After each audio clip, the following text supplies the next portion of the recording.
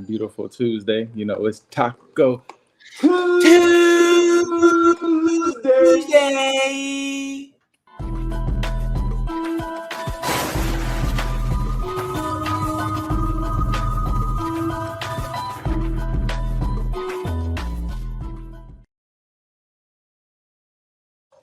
It's the last week of preseason. We only have 3 preseason games now. And you get a bye week before the week 1 regular season starts. I'm going to put a ticker down below for the week 3 scores. I want to ask you, for me, there was a game that stood out. Were there any games that kind of stood out for you? I don't know if you were busy reffing or anything. If you had a chance to sit down and watch anything. I had a chance to watch a little bit of some games. It's not a game that stuck out. It's the moment, and it's the third and final preseason game is basically that final dress rehearsal for a lot of guys that are trying to get good film to make the active 53-man roster. And now it's a 16 players practice squad. So again, you want to get as much positive film on as you can. That was the thing that I was more interested in, is that, okay, guys are really, busting their tails and competing, because basically you're putting all your chips on the table. And, cut date, this is this date, it's very sentimental to me. Normally cut date falls on my birthday.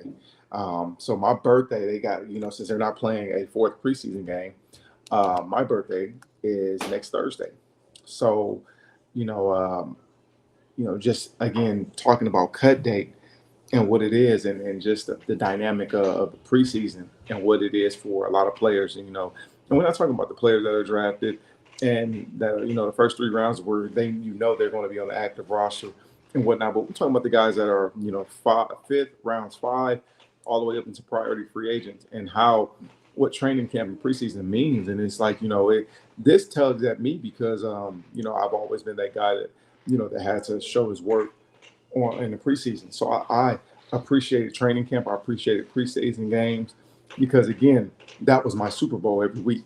And going out to practice during training camp, each practice really was a Super Bowl practice for me, because again, you never want to leave anything to doubt. You never want to leave anything like, could I did this play better and whatnot. No, you don't want that in the back of your mind. You want to go out there and compete. You want to salivate the moment and opportunity and not let it pass you by.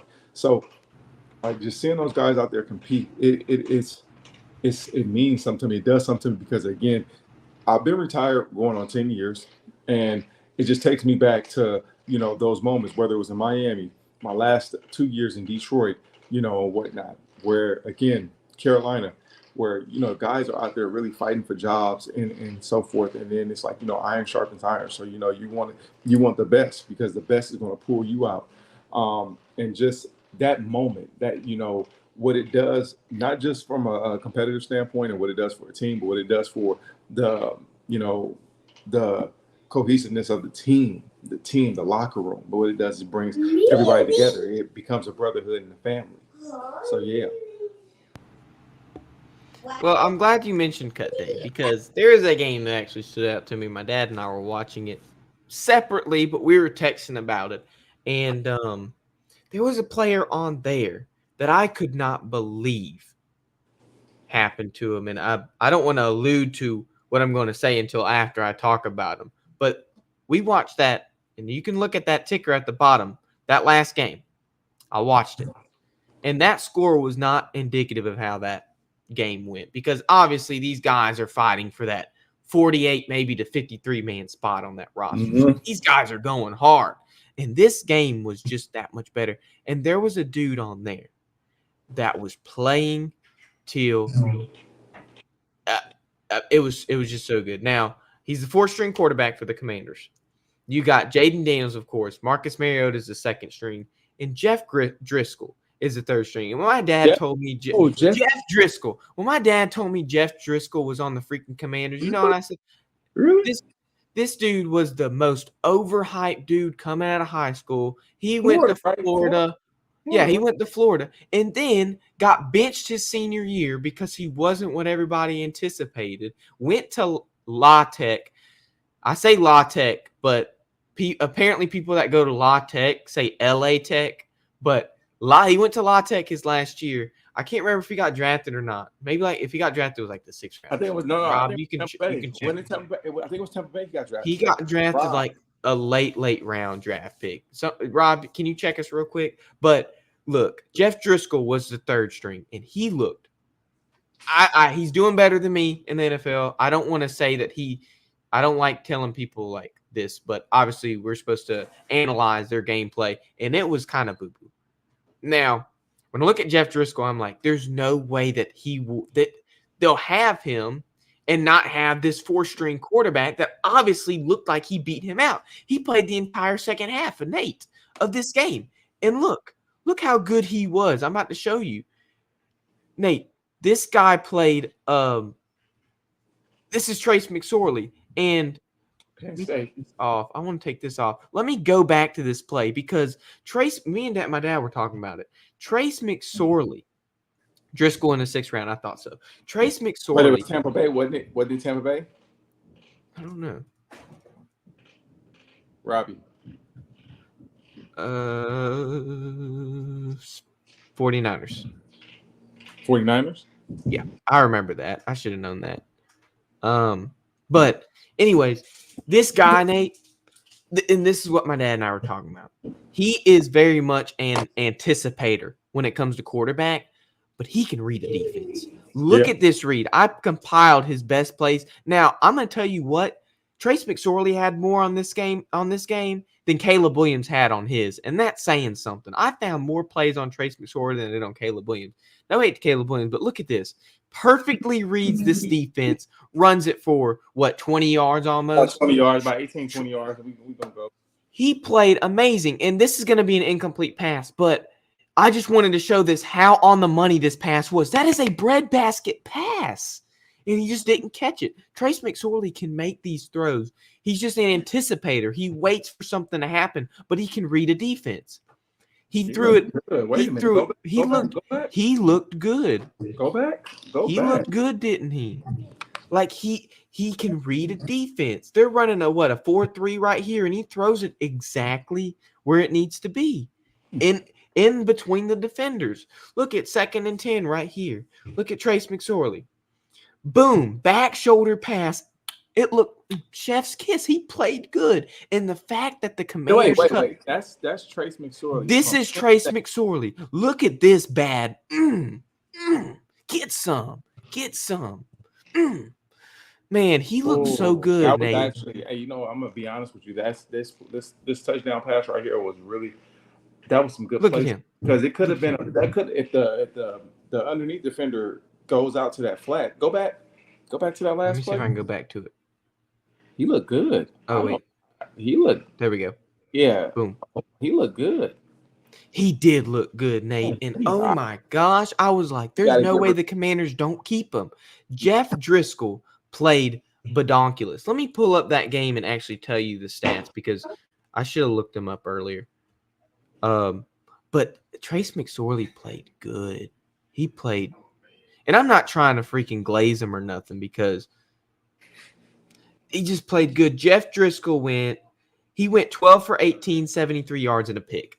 Trace McSorley went 12 for 21, 125 yards and a touchdown, which you look at that and you're like, okay, these guys are each playing a half of football. For me, is it not smart to take the dude that is playing the better half of football and have him as your 3rd string? I mean, it happens that way. Because I mean, let's be honest with you. Bailey Zappi was released today. Bailey Zappi got some starts under his belt and whatnot. So it's a head scratching. Cut date is always head scratching, and it's angering because it's like, you ask that question, why did they cut this person, or why did they do this? But you'll never understand. I don't understand. So only thing that they can do is just continue to bust their tail. Because somebody's gonna pick him up. Somebody will pick him up. He's not gonna be. After that. Yeah. I think that's what the reality of it is that he's not going to be out there by himself or be out there on the street a long time. Somebody's going to come and get him. Now, when I'm going to tell you when Jeff Driscoll was on the field, that offense did not run. It looked like a car that had been sitting for 3 years. The battery's dead, Nate. The oil's congealed. It ain't liquid anymore. That car ain't any good. Somebody's going to have to go through and tune that thing up, put a new battery in it, and change its oil because that thing ain't going to run. But when Trace McSorley came in, that car got a new battery. It got an oil change. Heck, the whole transmission freaking was changed. Trace McSorley ran that offense like a well-oiled machine. That's the question right there. So you're saying that Trace McSorley, he actually had command of the offense the minute he came in. So he had command of the offense. He did a damn good job. Basically, that's what you're saying. He looked good. I mean, granted, he did throw 9 incompletions, and I just showed you an incompletion he threw. Not all of them like that were on the money. There were some that were a little overthrown, I will say. That's what happens. That's something that happens. That comes with the territory of playing a position and the job. So okay, but other than that, I mean, he played amazing. But that's one of the things. It's hard to understand is that so the moves that teams make, where it's like a guy like Trace McSorley played amazing in that moment, in that final moment, in that opportunity, and he still gets released. I can tell you of so many different times where players have literally balled out and been released in the preseason, but it's okay because again, when Trace McSorley, even though he was probably sad that he got released because he wanted to stay there, the reality of it is he's not going to be a free agent for long. Somebody's taking him just off the film. And that's one of the things people got to understand. If I can say this, that's why you want to put good film on the team, or excuse me, put good film out there, because just because you don't fit on one team, there's 31 other ones. You may be in other teams, like you might be like you finally hit your stride and find your home on a different team. Now, my dad's right. It's not like he was scrub. He was great at Penn State. He was good at college. There's a whole song after him. You ever heard that song? Throw it on a dime like I ain't even trying just to get the Briar Woods. Wearing number 9. I'll bump to that song. But look, this he played good, and I know it's not like his college days, or he played on the Ravens, but he was running a Lamar Jackson offense, and those reads that game looked a little Lamar Jackson like. But Nate, we talk about him getting cut. How does it work when a team's going to claim someone off waivers? Because obviously you waive someone like Kadarius Toney got waived today. A bunch of players got waived today. But a team can go and grab them from that other team, from the waivers. What's the order look like? How do they decide the order of these teams? And tell me what the waiver wire. Give me a little history lesson on the waiver wire. I need to know. All right, you got 24 hours to claim a player. He has to be on the waiver on the wire, on waivers for at least 24 hours. Now, it goes in order, if I'm not mistaken, by the draft.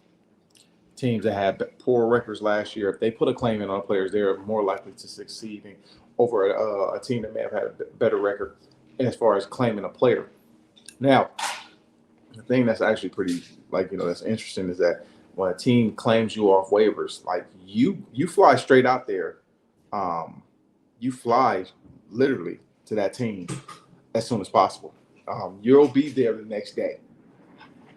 In some cases, you can find out the day you get released. To be honest with you.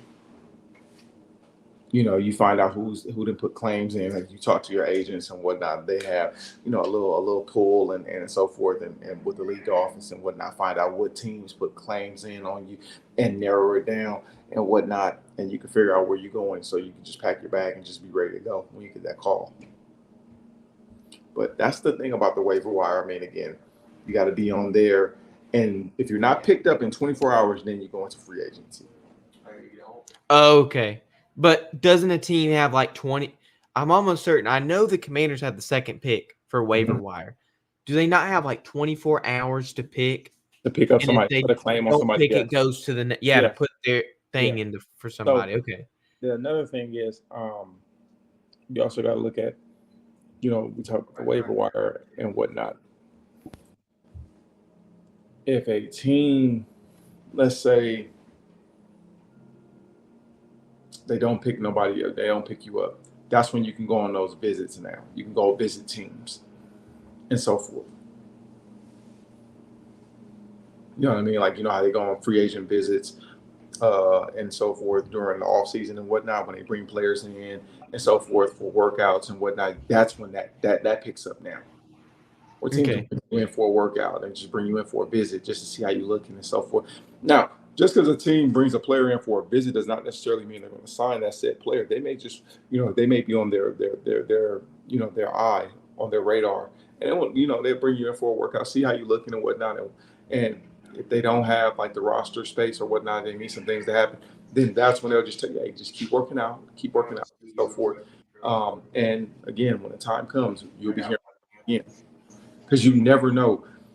The thing about the season, players get hurt the first play of the game. Aaron Rodgers got hurt 30 seconds into the game and whatnot and was done for the whole year. 40, 4 minutes. Really? 4 plays. 4 plays. Serious? 4 plays. He didn't get through a series? Mm-mm. Oh wow. 4 plays. Okay. And he was But again, then that's when like teams are literally just okay. That's what I tell you. Important to always stay, number one, have a good relationship rapport with your coaches from your previous team and just coaches in general and whatnot. Then always stay in shape. Just because you may have been released from a team does not don't give you the right, or it does give you the right depending on your choice. But you want to stay in shape. You want to stay in shape and whatnot because opportunities they come slim, like they come not that much. Not it's not that many opportunities that produce itself and so forth. So you want to take advantage. Again, you go there to a workout and you want to make sure you're in the best shape because if you're not in tip top shape, these teams talk to each other and whatnot. So you want to make sure you take advantage of the opportunity. Be prepared and be professional.